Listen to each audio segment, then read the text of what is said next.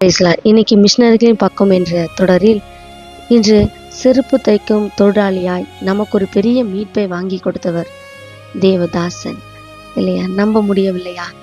உண்மையாகவே இந்த செருப்பு தைக்கும் தொழிலாளியாய் இருந்த ஒரு தேவதாசன் தான் வில்லியம்ஸ் கேரி. அவருக்கு இன்னொரு பெயரும் உண்டு, மிஷினரிகளின் தந்தை என்றும் சொல்வார்கள். ஏன் இப்படிப்பட்ட பெயர் இவருக்கு வந்தது? இவர் செய்த ஊழியம் என்ன? இவருடைய வாழ்க்கையில் நடந்த சம்பவங்கள் என்ன? இவர் கர்த்தரை எப்படி ஏற்றுக்கொண்டார்? இவ்வுலகத்தில் நமக்கு என்ன தாக்கத்தை ஏற்படுத்தினார் என்பதெல்லாம் சில நேரம் கருத்து நம் உண்மையாகவே தொடரில் நாம் பார்ப்போம் இல்லையா? இவர் பிறப்பு 1761 ஆகஸ்ட் 17 உண்மையாகவே எட்மண்ட் எலிசபெத் கேரி என்றவர்களுக்கு மகனாக அவர் பிறந்தார். முழுமையான கிறிஸ்துவ குடும்பத்தில் பிறந்தார். இவர் பிறப்பிலேயே சுற்றுச்சூழல் மீதும் மிருக ஜீவன்கள் தாவரியல்கள் மீது அதிக தாக்கம் கொண்டவர். அது மட்டுமல்லாமல் படிப்பில் மிகவும் ஆர்வம் கொண்டவர். எந்த நேரமும் கையில் ஏதாவது ஒரு புத்தகத்தை வைத்துக்கொண்டு படித்து கொண்டே இருப்பது அவருடைய வழக்கமாய் இருக்கும். ஆமென். அவரது 12 வயதில் குடும்ப சூழலின் காரணமாக படிப்பை பாதையில் நிப்பாட்ட வேண்டிய சூழல் ஏற்பட்டது. தன்னுடைய குடும்பத்தை காப்பாற்ற வேண்டும் என்ற நிலையில் 12 வயதில் தன்னுடைய உறவினருடைய செருப்பு தைக்கும் தொழிலாளியிடம் போய் வேலைக்கு சேர்ந்தார். ஆமாம்.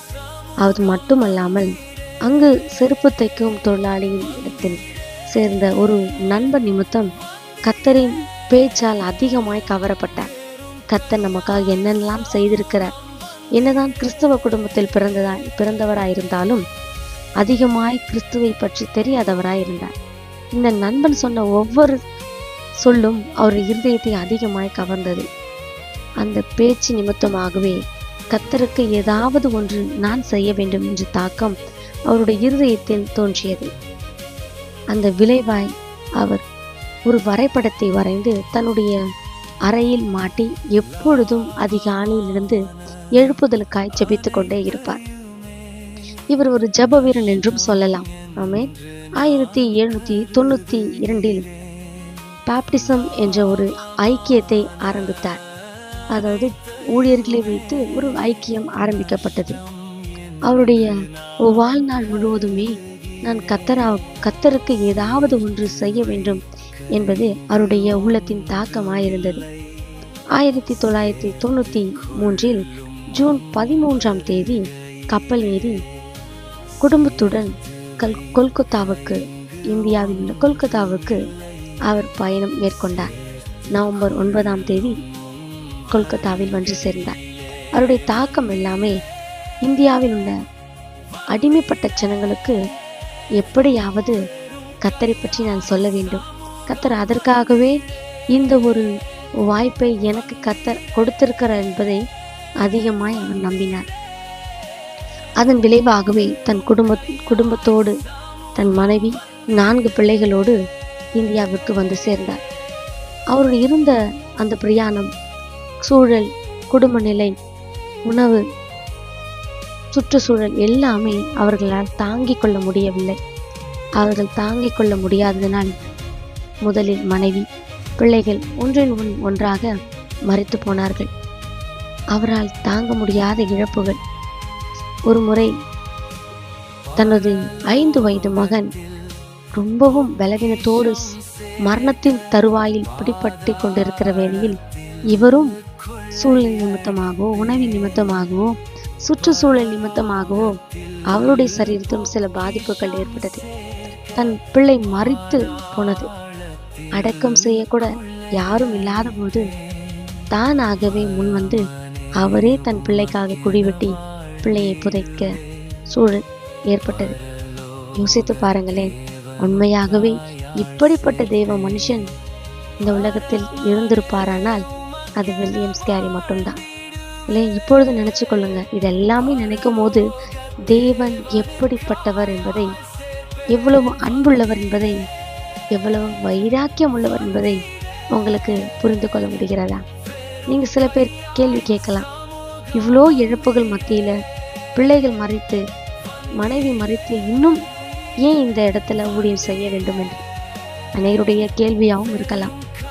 ஆனா வில்லியம்ஸ் எந்த நேரமும் இந்த கேள்வியை தகப்பனிடத்துல ஒரு நாளும் அவர் கேட்கவில்லை. ஏனென்றால் அவருடைய உள்ளத்தின் தாக்கம் எல்லாம், அவர் ஜீவனை கொடுத்து என்னை இந்த உலகத்தில் கொண்டு வந்தார், அதற்காக நான் ஏதாவது ஒன்று அவருக்காய் செய்ய வேண்டும் என்ற தாக்கம் அவருடைய உள்ளத்தில் அதிகமாயிருந்தது. ஏனென்றால் அவர் இப்படிப்பட்ட சூழலுக்கு போகிறதுக்கு காரணம் அந்த 1700 காலகட்டத்தில் சதி. உங்களுக்கு ஞாபகம் இருக்கிறது என்று நம்புகிறேன் இல்லையா? கணவன் மரித்த பிறகு மனைவியும் உடன்கட்டை ஏற வேண்டும், அதுதான் சதி என்று சொல்வார்கள். அப்படிப்பட்ட ஒரு மோசமான சூழலில் வில்லியம்ஸ் கேரி வாழ்ந்த காலகட்டத்தில் இருந்தது. அது மட்டும் இல்லாமல் பச்சிளம் குழந்தைகள், பெண் பிள்ளைகள் பிறந்தவுடனே நதியில் தூக்கி எறிய வேண்டிய சூழலும் ஏற்பட்டது. அது எல்லாவற்றையுமே கர்த்தர் என்னை கொண்டு நிர்மூலமாக்குவார், அதை தடை பண்ணுவார் என்ற ஒரு வாஞ்சை வில்லியம்ஸ் கேரியிடம் இருந்தது. அதை அவர் நம்பினார். கர்த்தர் என்னையே ஒரு ஊன்றுகோலாய் இந்த ஜனங்களுக்கு என்னை பயன்படுத்துவார் என்று நம்பினார். நம்பி இரவும் பகலும் கர்த்தருடைய சமூகத்தில் தியானித்து கொண்டே இருந்தார். அதன் விளைவாகவே அவர் பரிசுத்த வேதாகமத்தை மொழிபெயர்க்கும்படி ஒரு வாய்ப்பும் அவருக்கு கிடைத்தது. ஒரு மை தொழிலாளியிடம் ஒரு வேலைக்கு சேர்ந்தார். சேர்ந்தது மாத்திரமில்லாமல் பைபிளை முழுமையாய் அச்சடிக்க வேண்டும் என்பது அவருடைய ஒரு தாக்கமாயிருந்தது. இன்னும் கர்த்தருடைய வசனம் தெரியாத ஜனங்கள் எத்தனை இடத்துல, எத்தனை ஊர்களில், நாடுகளில் இருக்கிறார்கள் என்று நம்பி பைபிளை முழுமையாய் சுமார் 20 மொழிகளில் மொழிபெயர்ப்பு செய்த ஒரு சிறந்த மனிதன் வில்லியம்ஸ் கேரி. இவருடைய புகழ் எல்லா இடங்களிலும் உலகம் எங்கும் பரவியது. இந்த புகழ் நிமித்தமாகவே இவர் கொல்கத்தாவில் ஒரு சிறந்த பல்கலைக்கழகத்தையும் அநாதை இல்லத்தையும் மருத்துவமனையும் நிறுவினார். எல்லாவற்றையும் நிறுவின பிறகு அவருடைய புகழ் தேசமெங்கும் பரவியது. இதற்கெல்லாம் காரணம் யார்? எப்படிப்பட்ட ஒரு மனிதன்? இவருக்குள்ள என்ன தாக்கம் இருந்தது என்ற கேள்விகள் எல்லாம் தேசமெங்கும். இந்த தாக்கத்தின் நிமித்தமாகவே அவருடைய புகழ் எல்லா தேசத்திலும் பரவியதனால் பிசாசன் சும்மாவே இருக்க மாட்டான் இல்லைங்களா? அவருடைய புகழ் மேலே போக அவன் விட மாட்டான். அந்த இடத்துல ஒரு பெண்மணி எழுந்து, நீ சாதாரண ஒரு ஷூ மேக்கர் தானே என்று சொன்ன அந்த சொல் எல்லாரும் ஒரு இழிவாய் அவரை பார்க்கிற அளவுக்கு நிப்பாட்டியது. ஆனா உண்மையாக சொன்ன பதில், கல்லூரிகளை நிறுவினார், மருத்துவமனையை நிறுவினார், 20 மொழிகளில் வேதாகமத்தை மொழிபெயர்த்தார். இவ்வளோ தகுதியும் இருந்தாலும் அவர் சொன்ன பதில் என்ன தெரியுமா? நான் ஷூ மேக்கர் அல்ல, செருப்பு தைப்பவன் என்று சொன்னார். அந்த வார்த்தைகள் அங்க இருக்கிற எல்லாரையும் திரும்பி பார்த்தது. உண்மையாகவே தன்னை மற்றவர்கள் மத்தியில் அதிகமாய் தாழ்த்தினார். தேவ சமூகத்தில் உயர்த்தப்பட்டார். 41 வருஷம் உயிரோடு இருந்து தேவனிடத்தில் ஜூன் 9ஆம் தேதி 1834ஆம் ஆண்டு பரலோகத்தில் அவர் வாசற்படியில் சேர்ந்தார். எவ்வளவு ஒரு நல்ல மனிதன் இல்லையா? இந்த வார்த்தைகளை கேட்ட தேவ பிள்ளைகள், நீங்களும் நானும் கூட கர்த்தருடைய சமூகத்தில் இல்லையா உத்தமனாய் நடந்து கொள்ள வேண்டும்.